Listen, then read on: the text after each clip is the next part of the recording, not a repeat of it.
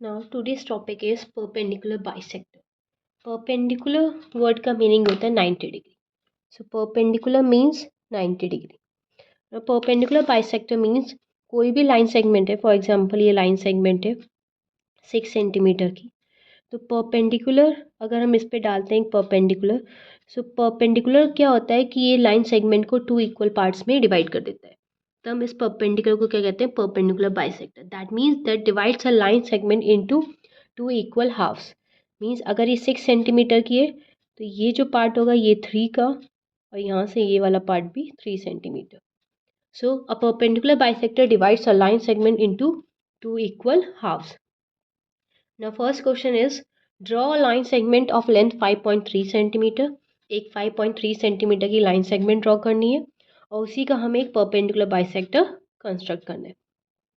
So length is 5.3. पहले हमें 5.3 का हाफ फाइंड आउट करना होगा.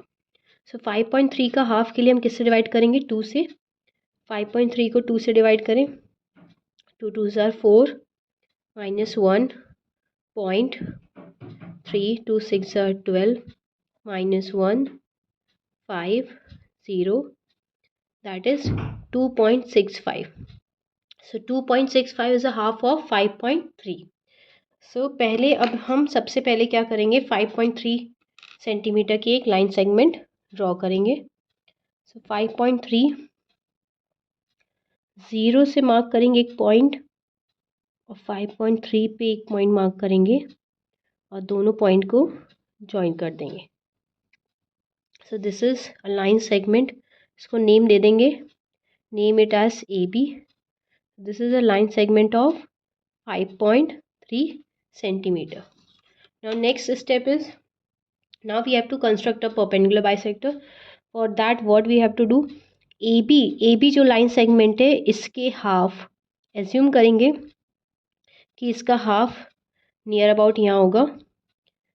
सो इस हाफ से थोड़ा ज़्यादा हम रेडियस लेंगे और ए पे कंपास रखेंगे और एक आर्क ऊपर लगाएंगे, एक आर्क नीचे की तरफ. सेम कंपास को हम बी पे रखेंगे, एक आर्क ऊपर लगाएंगे, एक आर्क नीचे.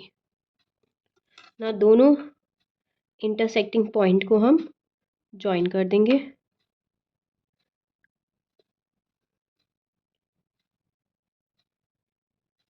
And name the intersecting point as E and F.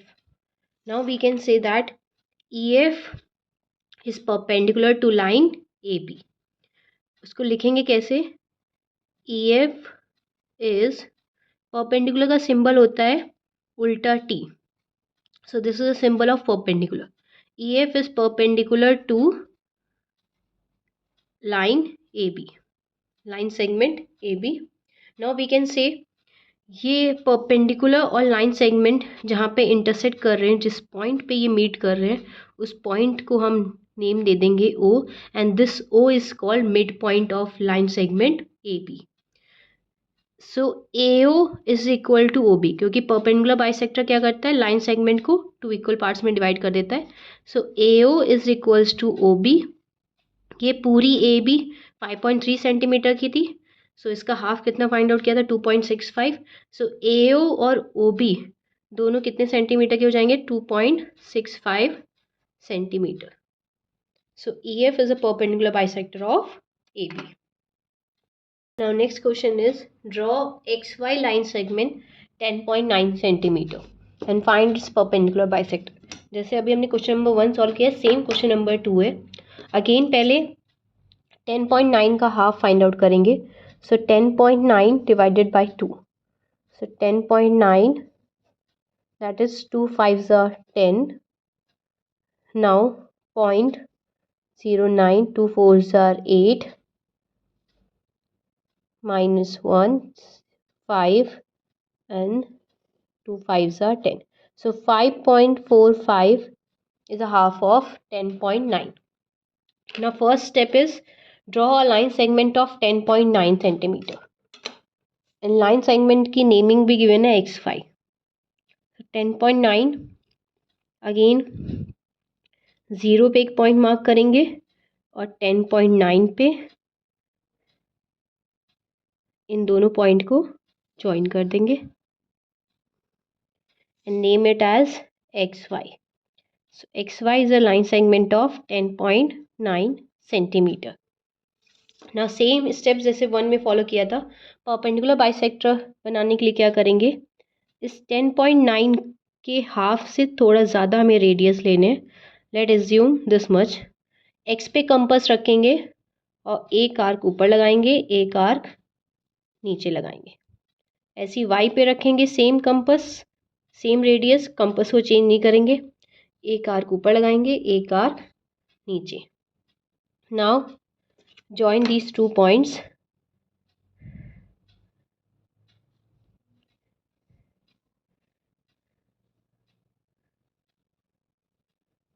and name it as EF.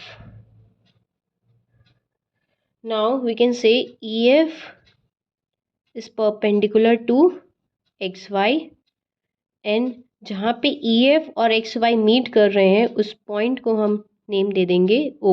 This O is the midpoint of XY. That means XO is equals to OY and that is equals to 5.45 centimeter. So EF is a perpendicular bisector of XY. Now next question is, draw the perpendicular bisector of MN line segment 9.5 centimeter. 9.5 centimetre की एक line segment है, उसका perpendicular bisector हमें करना है. तो पहले हम क्या करेंगे, 9.5 का half. So 9.5 divided by 2, that is 2 4s are 8, 1 point, that is 5, 2 7s are 14, 1 0, 2 5s are 10. So 4.75 is the half of 9.5. Now again same steps we have to follow. Line segment draw करनी है 9.5 centimetre की. सो एक point 0 पे mark करेंगे, एक point 9.5 पे. दोनों point को ज्वाइन कर देंगे and name it as MN. Question में अगर लाइन सेगमेंट की नेमिंग गिवन है तो वही हम रखेंगे, अगर नहीं गिवन है तो अपने मन से कोई भी 2 पॉइंट मार्क कर देंगे. So MN is a line segment of 9.5 centimetre. Now perpendicular bisector बनाना है तो 9.5 सेंटीमीटर के हाफ से थोड़ा ज़्यादा. Let assume this is more than half. So एक आर्क ऊपर लगाएंगे, एक आर्क नीचे.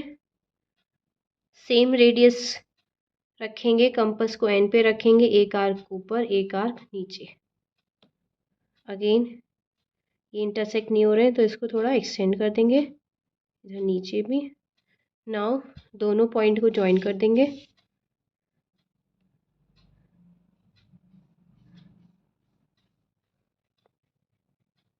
Name it as EF.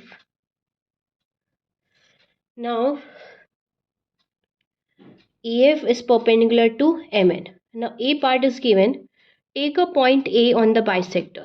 इस बाइसेक्टर पे हमें एक A पॉइंट लेना है, कहीं भी ले सकते हैं. लेट एज्यूम यहाँ पे एक A पॉइंट ले रही हूँ मैं. हमें बताना है कि इस AM is equals to AN. अगर AM और AN को ज्वाइन कर देते हैं तो क्या ये दोनों इक्वल होंगे?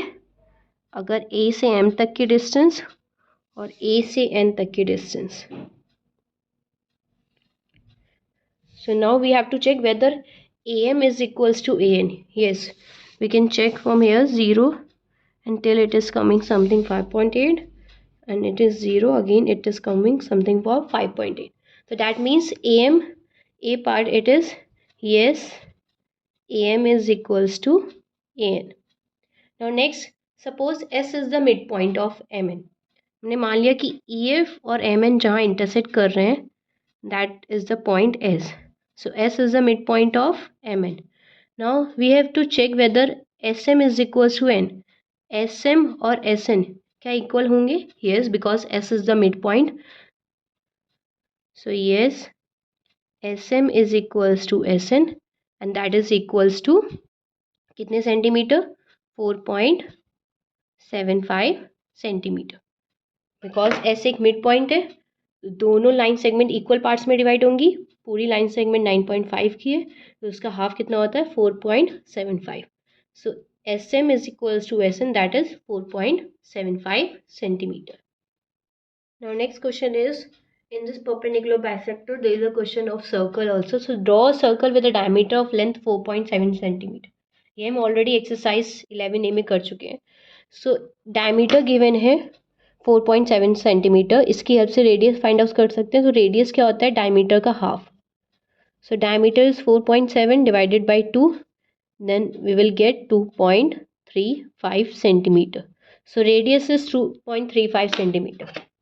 Again what we have to do, now put a point O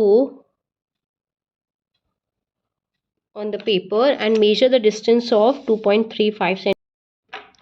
so this is 0 पे रखेंगे और 2.35 मीन्स 2.3 और 2.4 के बीच में। so 2.35 is this। now place the compass on point O and move it around to get a circle of 2.35।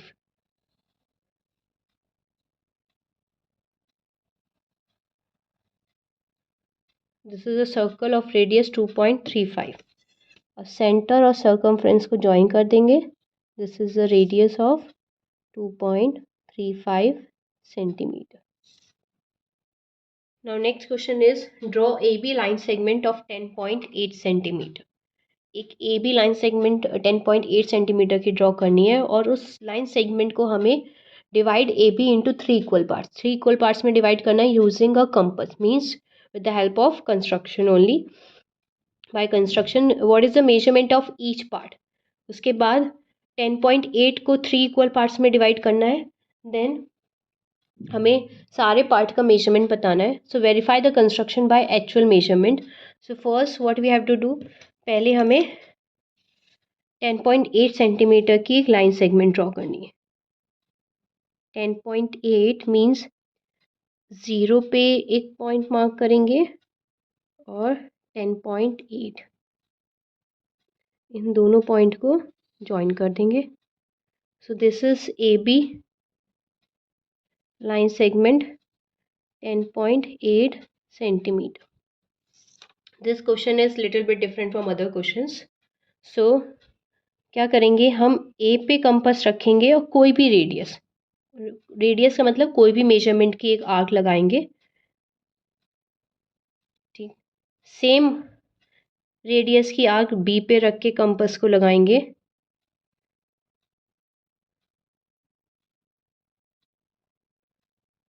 Now अब compass की radius change नहीं करेंगे। अब जहाँ पे ये आर्क इस लाइन को कट कर रही थी वहाँ पे कंपास रखेंगे और एक आर्क यहाँ लगाएंगे। सेम जहाँ पे ये बी वाली आर्क कट कर रही थी इस लाइन को वहाँ पे कंपास रखेंगे और एक आर्क यहाँ लगाएंगे। अब इन दोनों पॉइंट को ज्वाइन कर देंगे।